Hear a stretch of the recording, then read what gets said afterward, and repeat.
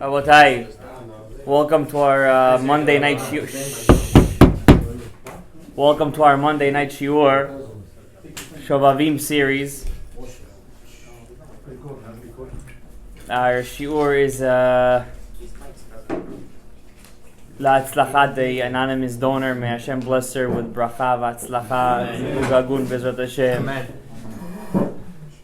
And also L'nishmat Rafael ben Dina, my great grandfather who was lost in World War II and never came back. He left in Aguna and never got remarried. I think she had 5 kids at that time. She raised 5 kids for 20 to 30 years by herself. May Hashem rest his soul in peace. Amen. Today we have very interesting things to talk about. A lot of chizuk. And I also want to, I was going to do this last week, but we know the weeks of Shovavim gets more and more exciting. You know, Shemot, God picks Moshe. Va'era, he starts to smack Paro around. Bo, he lets the Jews out. Bishalach, he splits the sea. Yitro, we get the Torah. Mishpatim, we get all the laws. It's just, just more and more and more and more Kedusha, Kedusha, Kedusha, Kedusha. So at the end of the shiur, if somebody reminds me, I want to say a couple of things. I want to gather everyone here around. One day of the week, maybe Friday before Shabbat for a mincha of Shovavim, just for 1 week, without anyone knowing this, that, just the guys over here. I don't want to make it too big. And we're going to make one small tikkun, but B'li neder B'ezrat Hashem, if you guys are willing. Well, I don't know yet. We're going to talk about it at the end. Not now, at the end. Today, we're going to speak about none other than Rabbeinu Moshe ben Maimon, the RAMBAM HaKadosh. Maimonides. There has never been a more celebrated individual in Jewish history than Maimonides. And I'm going to tell you guys a chidush.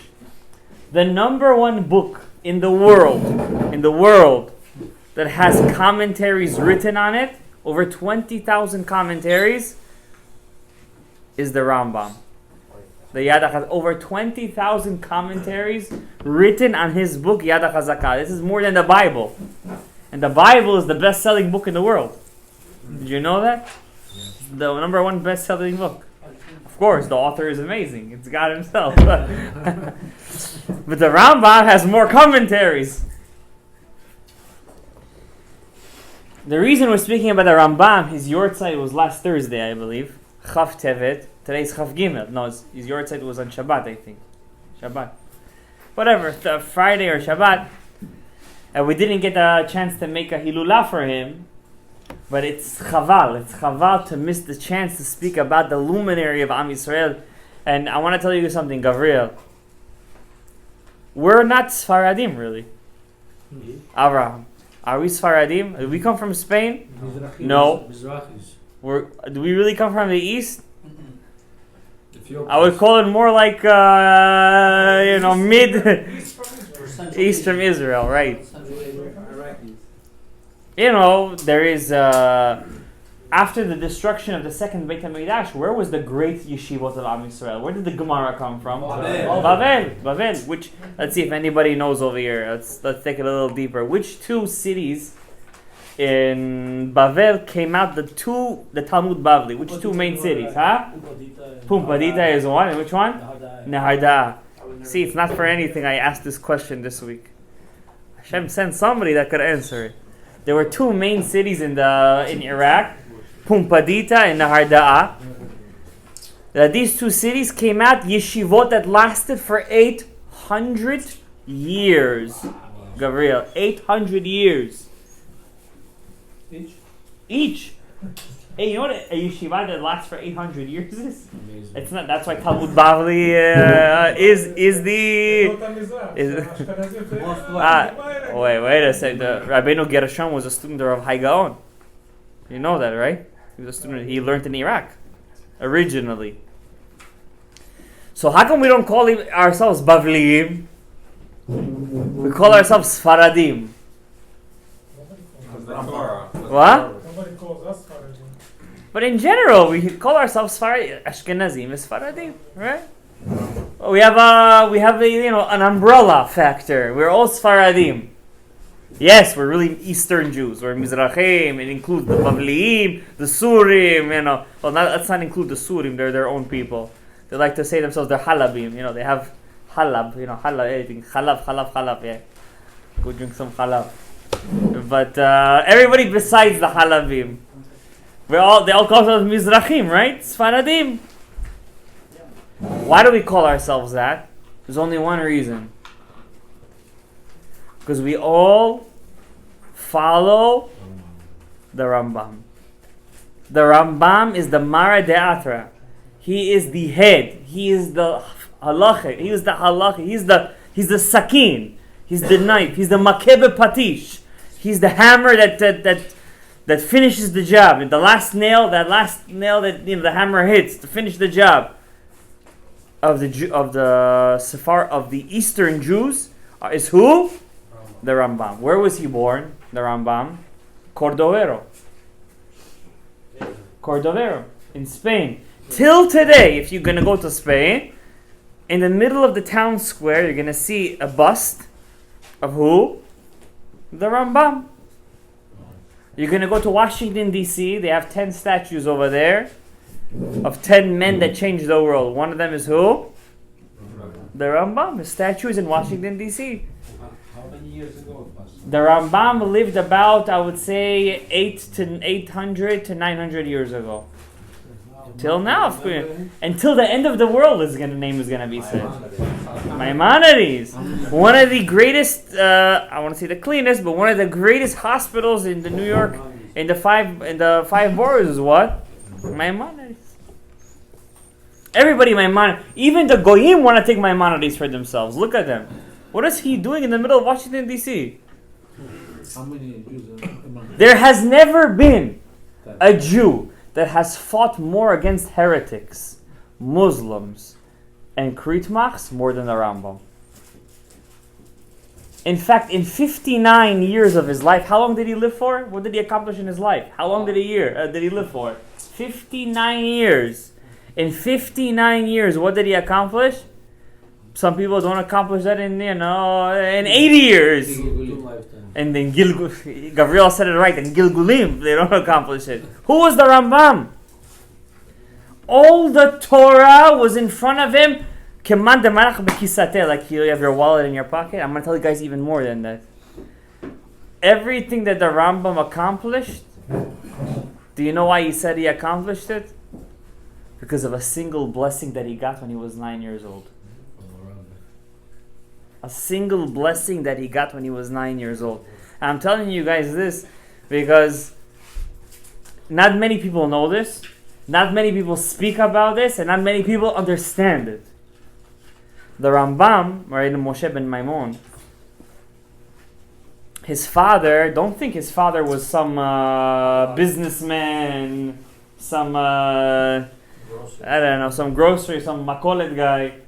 Rabbeinu Maimon was one of the head judges of back then Spain. That's the golden age of Spain. Right before this, the Almohadens came. He was one of the head judges. He was not some regular guy. Some people say a fake story. I hate this story because it's fake. It's not true. That apparently, Rabbeinu Maimon, the Rambam's father, had 2 wives.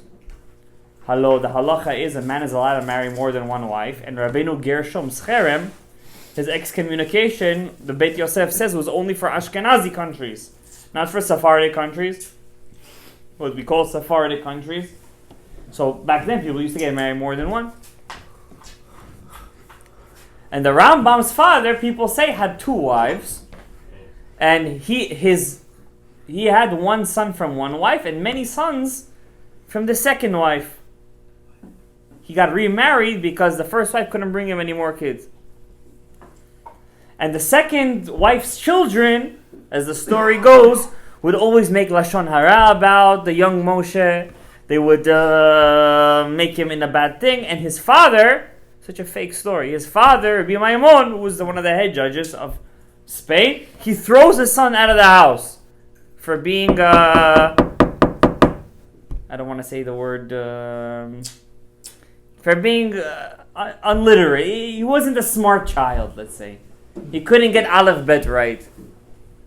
And the story goes that his son, Moshe, goes to the Bet HaKnesset and he prays, and Hashem opens up his mind until he becomes a great sage.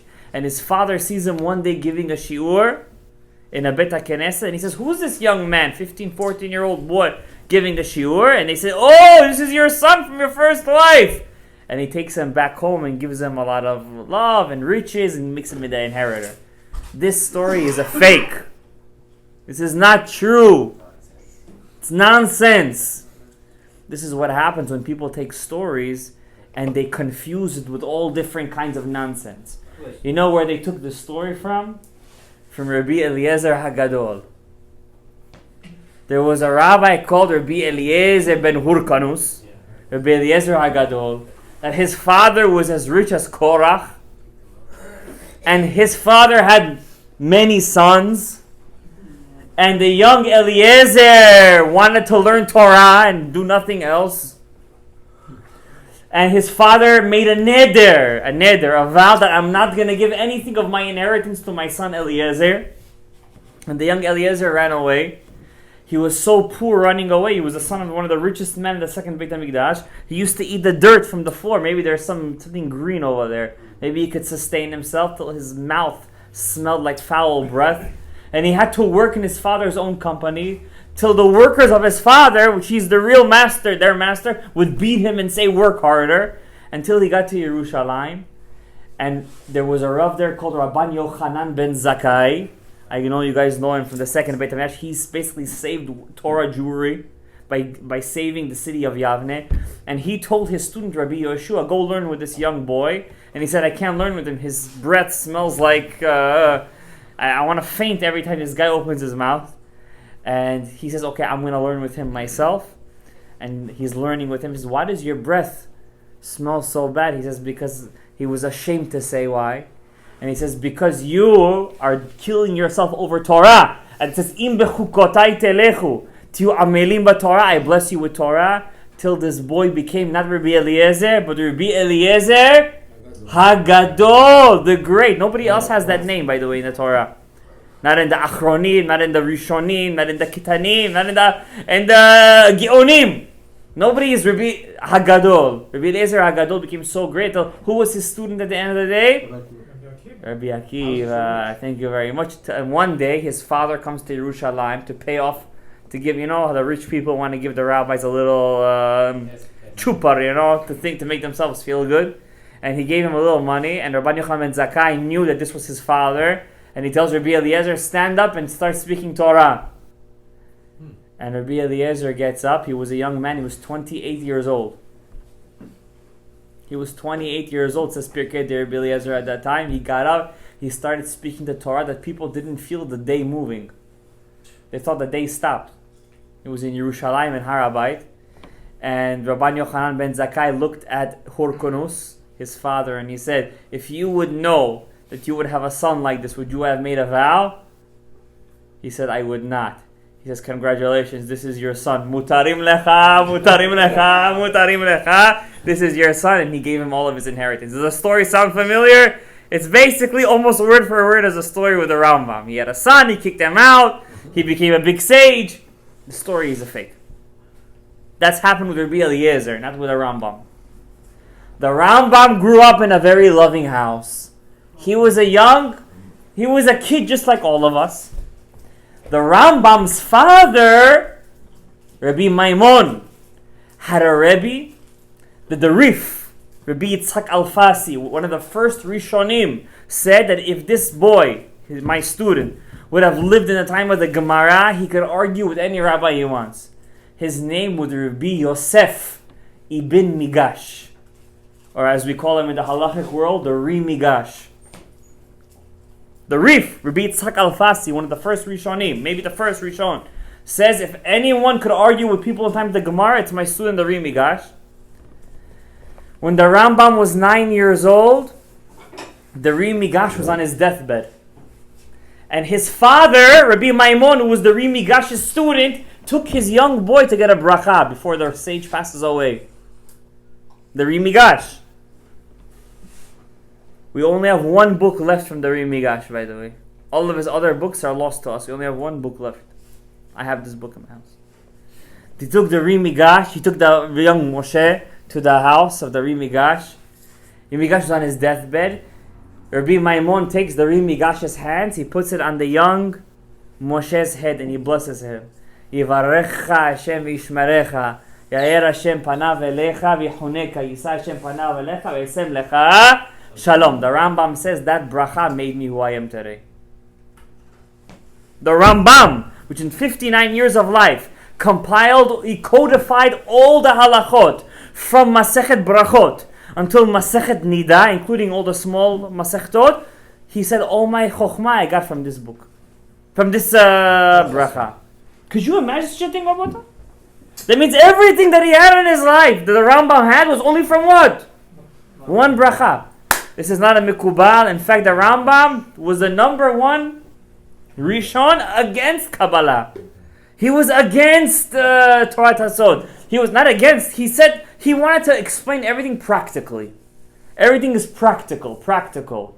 Moreh Nevuchim, guide to the perplexed. But he says, everything that I got in my life was from this one bracha of the Ri Migash. How much would we see from the story? What is it to respect the Rav? What is it? I mean, our Ravs are not the Ri Migash, but are we the Rambam at the same time? Dor v'dor shav, dor v'chachamav. But the Rambam says everything that I got in my life was this one bracha of the Ri Migash. To the point, guys, I'm not exaggerating. All of in his book of Yad HaChazaka, you know what he says over there? That the Ri Migash is my Rebbe. He didn't learn one halakha from him in his life. All he got from him is what? One bracha. He says he's my Rebbe. And if I tell you the kind of life the Rambam led, do you know what kind of life he led? All of his life he was on the run. All of his life. As a young boy, he ran away from Spain. From Spain, he ran away to Morocco. From Morocco to Eretz Yisrael. From Eretz Yisrael to Mitzrayim.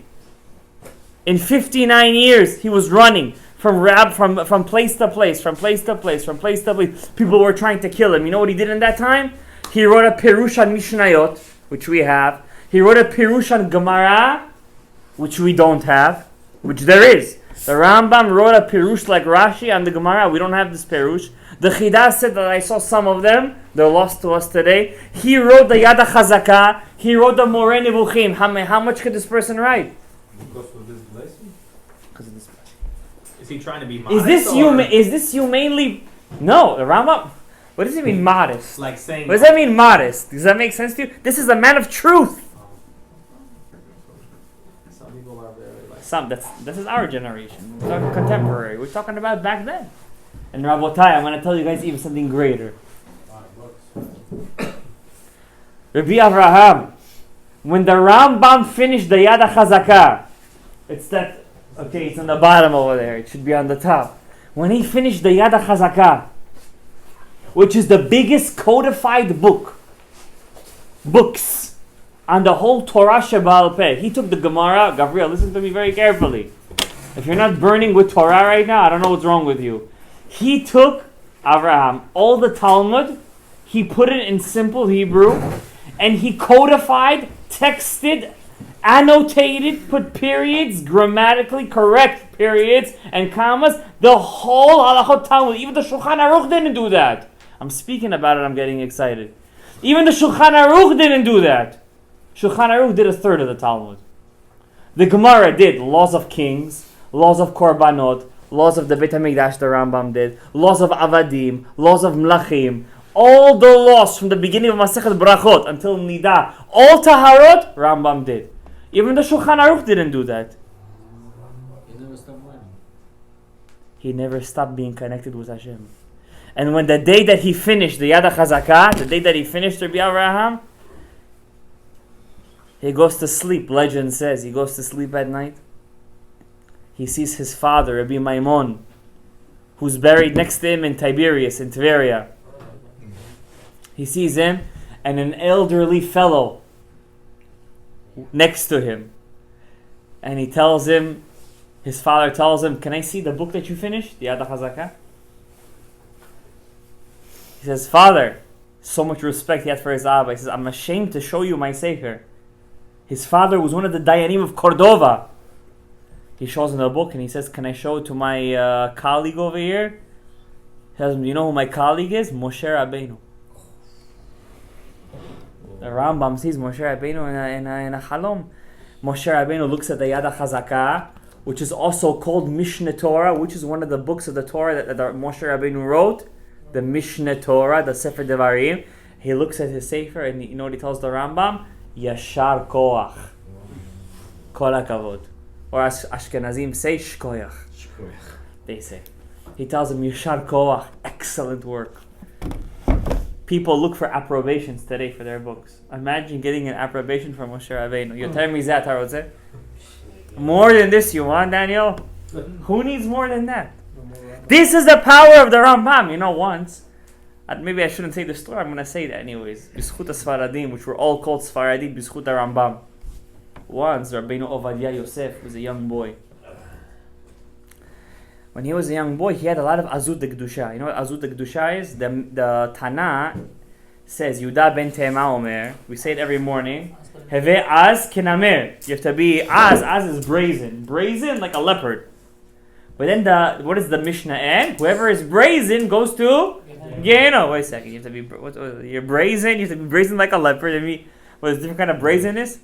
So the Mefarshim explain, Yesh Azut de Tum'ah, Yesh Azut de Kedusha. Why? The Gemara says there is a special kind of brazenness. There's a person who's brazen for Tum'ah, a person who's brazen for Kedusha. Right? For example, the Gemara in Yebamot says, David HaMelech says, the Jews are Beit Shanim. How do you know a person is Jewish, inertly Jewish? He has a sense of bashfulness. A Jew cannot walk into a club just like that. Before he steps into such a place, he feels embarrassed to go into such a place. That's a sign of Judaism, right? That's what it means if you're aspanim lagehenom. But what's Boshet Panim Lagan? That's Boshet Panim. You're ashamed to go to such a thing. Where are you going to go to? Gan Eden. If you're Boshet Panim, if you're good, Gan Eden. Don't switch it up. But what's Asken Amer? To be brazen like a leopard. A leopard has a special character trait. When it wants something, it has to get it. It'll climb trees. It'll climb mountains. It'll do anything. It'll camouflage itself. It'll do anything to get what it wants. When you want Torah, you have to be brazen like a leopard. That you call the rabbi. I don't know. He pushes you away. You shouldn't say, "Oh, this rabbi he has no derech eretz." What do you mean? What do you mean you can't answer me? You call again. You call again. You call again. God bless my father. Once I saw him calling a rav. I never forget this. He may have called a rabbi 20 times in a row. After the third time, I would have been embarrassed to ever call a rabbi again. Third time, 20 at least. And then you should have seen how he picked up the phone on him. He says, Rabbi, I have a question to ask from you. How come you don't answer the phone on me? So I told my father, I says, listen, with all due respect, how are you talking to a rabbi that you respect and love dearly? He told me, Shalom. Heve az kinamer. Sometimes the Yetzer Hara works both ways. He doesn't want you to connect to the Rav and the Rav to connect to you. You have to break that. And sometimes the Rav likes that. Why? When he sees that you're loyal to him and you want Torah from him, he'll stick to you. But some people want to use the Rav. Why? Take the information from him and just spit him in his face. This kind of people, asparim legehenom. You have to be az kinamer. So, why are we saying this? When a person wants to learn Torah, he has to give all of his life to learn Torah. He has to give everything to learn Torah. Every question. The Rav doesn't know the answer. What do you mean you don't know the answer? Find out the answer. I trust only you. Not to go to 70 different Rabbanim, get 70 different answers, make John Gnozi between 70 different Rabbanim. Why? Shivim Panim La Torah. You understand? Every Rav has different Shimua. But the same Torah, of course. All right. So when we look at the Rambam's life, when we look what he did, yes. Ravadi Yosef, thank you very much. You got me back on track. Kol hakavod lecha. Ravadi Yosef, he had azut kedusha. Once he went to Ashkenazi yeshiva. I'm not gonna say the name of the yeshiva. If you want, you can buy the book. It's called Rabbeinu. Rav Ovadia, give him one tap on the back. Rav Ovadia, he wrote a book when he was 18 years old. 18 years old he was. Yabia Omer. No, it was called not Yabia Omer. What's the other shoot? He has Yichavei Da'at. Yes. First chelek he wrote about the life of the Tanaim. So he brought it to the Mir Yeshiva. So I said I wasn't going to say the name of the yeshiva. It came out. He brought it to a yeshiva. He brought it in, and he showed one of the rabbanim over there the sefer. He was a Rav. I'm not going to say which Aida. He looks at him and he says to the young Rav Ovadia, he says to him, "You Sfaradim are etz yavish. Chas v'shalom. You guys are a dry tree. If it wasn't for the Rambam, that you guys are connected to him, you guys would be today." The Rambam told the Rav Ovadia Yosef to him, "Al apcha v'al chamatcha," on you and on your nonsense. One day, Rav Ovadia, when he became already Rav Ovadia Yosef, he came out with a Yabia Omer. There was a Rav in Yerushalayim that he said, if I was left in the world with one book, I could only take one set of books with me. One of the greatest Roshei Yeshiva, I forget his name, maybe it was the Rav of Gateshead. He said if I had one set of books with me, one set I could take with me to a remote island, and I can only learn this Sfari. Which book would I take with me? The Yabia Omer. You call me Etz Yavesh? You call us a dry tree? It means there's no Torah left in you guys. I'm going to show you what's Torah. Al apcha v'al chamatcha. So too back then in the time of the Rambam. I'm going to tell you one small thing. I just want to show you guys the greatness of the Rambam. There's so much I could speak about him. I want to say two small points. Whoever knows the life of the Rambam, it's impossible. You're not going to get to. I want to say one thing first. People look at the Rambam, they say he's a Pashtan. You know what Pashtan is? He was simple. Everything was simple from him. Philosophy. He was philosophical, lenient, whatever the case is. He was a Pashtan. People today think they're Mekubalim already. They heard one lecture of Otzrot Hayim. They learned one daf of Etz Hayim. They read one page of Tikkunei Zohar. They're already Rabbi Shimon Bar Yochai. So the Rambam, one time there was two students in a yeshiva. They came out of a shir. In the shir, the Rav was telling them, you know what kind of Yirat Shamayim the Rambam had? He gave a whole shiur how the Rambam had Yirat Shamayim. So the two Talmidim, they go to the Rav after the shiur and they said, "Come on, Rabbi, who are you fooling? He had Yirat Shamayim, R.Shalom, but that's what they said. He wrote the Moreh Nevuchim. How could he write such a book? The rabbis in his time burnt his books in the middle of the town square of France. They took bucket loads of his books and they burnt it. Khalil to Hashem." Why so much hate, isn't it? I didn't say the whole story though. Don't it's a history behind it. Tzaddik. It's not 1, 2, 3. So they told the Rav, "Come on, the Rambam had Yirat Shamayim. I mean, he had Yirat Shamayim, but don't make it sound like he was a Navi." So the Rav said, "Tonight I'm going to pray that you're going to wake up in the morning with 1/10 of the Yirat Shamayim that the Rambam had." The Rav was a big tzaddik of his generation. Big tzaddik.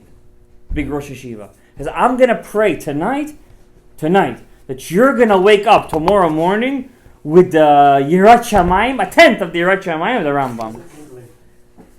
The boys went to sleep. Kriyat Shema al Amita, Shema Yisrael, Yoshev Beseter Elyon, Ya'alazu Hasidim, Ana Hashem, Ana Bakoach, Veshem Bat Asher Sarach Asher Bat Veshem. They go to sleep. Kakoi Modeani. They were sick in their bed for 3 days. They couldn't move. Like this, it's a true story. They were sick in their bed. This was just 1/10 of the Yirat Shamayim of the Rambam. They didn't know if they were dreaming or they were alive. They couldn't wake up from their bed until the Rav came and prayed from their Rachamim. They said, Hashem, have mercy on these two knuckleheads over here that they talked about the Rambam like this. And they woke up and they told the Rebbe, please don't ever do this to us again. We're good with Ayirat Shamayim. We don't want to deal. Who is the Rambam HaKadosh? One thing I want to tell you about the Rambam. Nobody tried this. But this is the Rambam. This is what his life turned him into. The Rambam passed away at the age of 59. 60 years old he was. He never worked in his life. His brother, Rabbi David, he had a brother named David. They had a Yisachar Zebulun pact.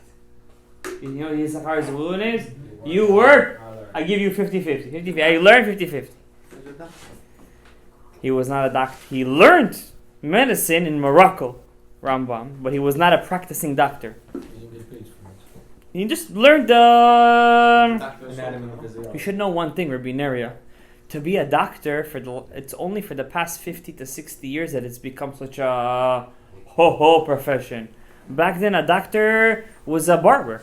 Did you know that? What is that supposed to mean? Yeah, barbers were bloodletters.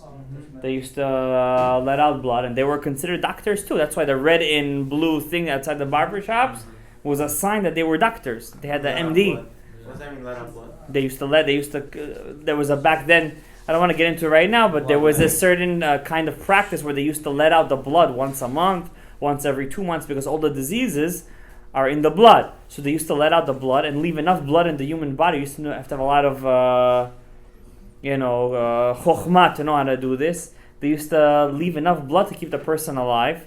And they used to spill out all the person's blood. All the zohama, all the dirt, all that. Then your blood used to regenerate. It used to be, in a more healthier state. There's a whole Gemara in Masechet Avodah Zarah about it. Rabbi Zeira used to do it. Many Chachamim used to do it. I don't want to get into it right now. The Rambam learned medicine. In general, medicine. I can tell you many stories about how he used his medicinal chokhmah to mamash destroy the Muslims in the court of Salah ad-Din. You know who was the Sultan at that time? The greatest Muslim conqueror in human history, Salah ad-Din. He destroyed the Crusades. You know that? The Crusades, the Masid Slav, Yamah Shemam v'Zichram. The Sultan Salah ad-Din wiped them off the face of the earth. Wiped them off the face of the earth. And there's actually a story where King Richard, the Lionheart, where he tried to bribe the Rambam to be his advisor and doctor and to leave Salah ad-Din. And to where the Rambam says, I will not leave I'd rather be under Yishmael than to be under Edom. I don't want to be under the cross. Where you guys are of the Avodah Zarah, I'd rather be under Yishmael, which are not of the Avodah Zarah, and I'm giving them kavazakut, and to be under the cross, which are of the Avodah Zarah. The Rambam held that people who believe in the church and everything, they are mamash of the Avodah Zarah, and from there we get a halakha that a person is not allowed to step foot inside a church or even a courtyard of a church. And when this halakha was applicable, this past elections, when Donald Trump 4 years ago, could you imagine 4 years already passed, when he was being elected, many Jews wanted to vote for him. And over here in the area, where was the only voting booth? In the church over here. And many Jews actually unknowingly, to them, that the halakha was, they went inside and they voted. They didn't know. They didn't know the halakha. And then the halakha came out that you're not allowed to walk in there. They thought it was sakanat nefashot. At the end it came out, maybe it was a bit more of the opposite of it. But whatever the case, Hashem did whatever he had to do. But the halakha is from the Rambam. We get this from the Rambam, that a person cannot walk inside the place of the goyim, the place of the cross. It's mamash avodah zarah. Which Rishon argues opposite? Does anyone know? Anyone take a guess? There's a Rishon that says no, they're not really avodah zarah. They're just Ramban. No, the Ramban would not say that. The Ramban was against them like fire to what? Rashi, close. Which one?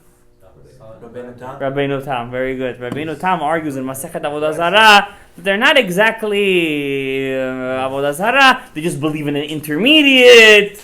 Intermediate is not that bad. Whatever. There's a whole thing, but we don't follow the Rabbeinu Tam at all. In this case, we hold, halachically speaking, the Ramash of the Avodah Zarah. Anyways, what did I want to say? The Rambam had a brother called Rabbi David, which he had a Yisachar Zvulun contract with him. Rabbi David, what did he work as? He was Bukhari and Tzaddik. What did he work as? Buying, selling what?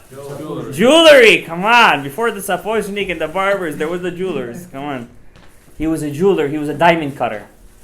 Who else worked as a diamond cutter? The Ariya Kadosh. Who said that?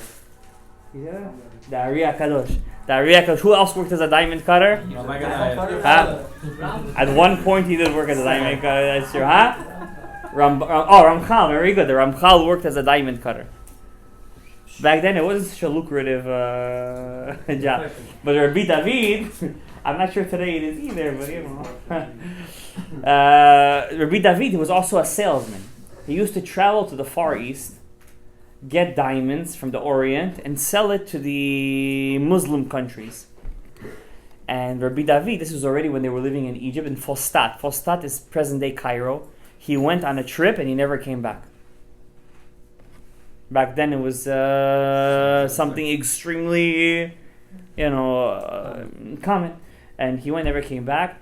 The Rambam, out of grief, sat Shiva for a year.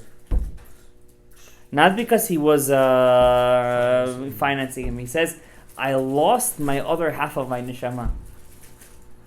That means a tzaddik is not a cold-blooded human being. A tzaddik is actually the most fiery person you could meet. How do we know? The Gemara Masechet Ta'anit says, Talmidei Chachamim are like fire, but they have to make themselves look like metal, like to make themselves look cold. But inside, they're boiling inside. The fire of Torah makes them hot. The Torah makes them hot. But they have to know how to, I say in Bukhari, they have to know how to... You got to know how to hold yourself, right? The Rambam, could you imagine sitting Shiva for 12 months? The Rambam, what did he have to do for Parnasah? He became a doctor in Sultan Salah ad-Din's court. And where specifically? In his harem. Do you know how many, he's a Muslim. You know how many, the Gemaras, the Midrash says that the Muslims took 9/10 of the Arayot in the world. Wow. 9 of that, let's say there's 10 barrels of Arayot, 9 out of 10 took who? The woman. The Aravim. Rabbi, stop playing with your phone, maybe you listen. So 9 out of 10 took the Aravim. Could you imagine the Rambam writing the Yad HaChazakah, writing the Mishneh Torah, writing his Perush HaMishnayot, writing Moreh Nevuchim, writing all that? He was in OBGYN in the Sultan's harem. You know when he used to write his Chidushim? Did you guys guess when? On the train ride. Back and forth. There were trains in the 60s. Oh, you get what I mean. While he was riding the donkey, Rabbi Isai, I'm calling it a train ride because I'm giving you the thing to open your mind. When you're sitting on the train, what should you do? To learn Torah. You're at least riding a train. He was riding a donkey. You understand? But he could do Petar Chamor. We unfortunately cannot do Petach Chamor. I'm still waiting for somebody over here to help me out do Petach Chamor, but everyone here is waiting, for Mashiach to come. Anyways, that's obvious that he's here. No, but nobody's arguing with the fact that he's here. He could be even in this room, who knows?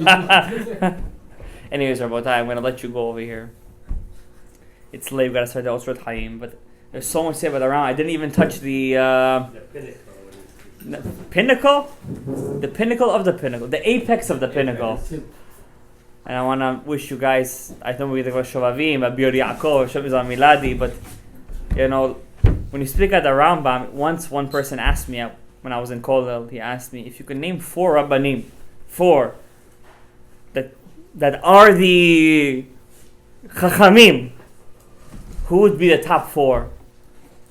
And I tell you what I told him. I told him 4, 2 Mekubalim and 2 Pashtanim. 2 Mekubalim is the Ari and the Rashash, and 2 Pashtanim is the Rambam and the Bet Yosef. Who more can you say? These 4 Rabbanim is Torah. They're the Torah of Am Yisrael. The Rambam was, we are proud to say we're Sfaradim because of him. We're proud to say because of him. Zchuto yagen aleinu. Baruch Adonai le'olam. Amen ve'amen. Rabbi Chaim Kashi Omer.